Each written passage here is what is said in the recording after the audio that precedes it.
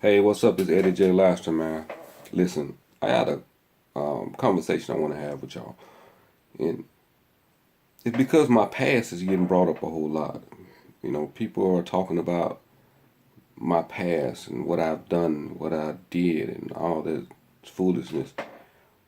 How does talking about the past make you feel better? I just wrote a whole book on everything I've ever done in my life that I feel is meaningful in a way that can change someone else's life. I just wrote a book on that. And so instead of you accepting the person I am, you want to talk about the person I was. How does hating empower your life? I have never met a successful hater, ever. Haters don't become successful because of the simple fact they dwell on the past because they're so unhappy with the present in their own life. They're just unhappy. So anytime they see anybody doing anything different, my people always hate on each other. We don't want to learn from each other, but we want to hate on each other.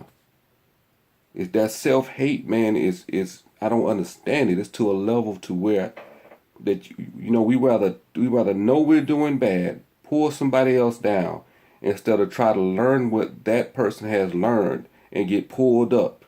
So they can motivate, so they can get understanding, so they can apply the same information in their own life. They rather sit back and talk about somebody else instead of change their own life because it's more easier to accept failure. It's more easier to hate on somebody else's success. It's more easier to sit there and try to say this person ain't gonna do that. This person did this. He ain't that. What about you? What have you done with your life? That's the question. What about you? And I know it sounds like I'm talking to someone specific, but I'm not. I'm talking to anybody that has let a person come into their life and say something negative about them because that person don't believe in them. I'm talking about to the hater that hasn't identified himself as a hater yet because he's still sitting back hating his situation but haven't addressed it yet. Well, this is the time, man. Address your situation. Address yourself.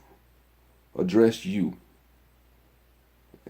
There's no more time for hate from my people, man. It's time for us to come together, man. If you're gonna hate, then sit on the sideline and keep your mouth shut. For the people that's trying to get it, the people that's trying to do something, let's get these people out of our life, man. And let's move forward.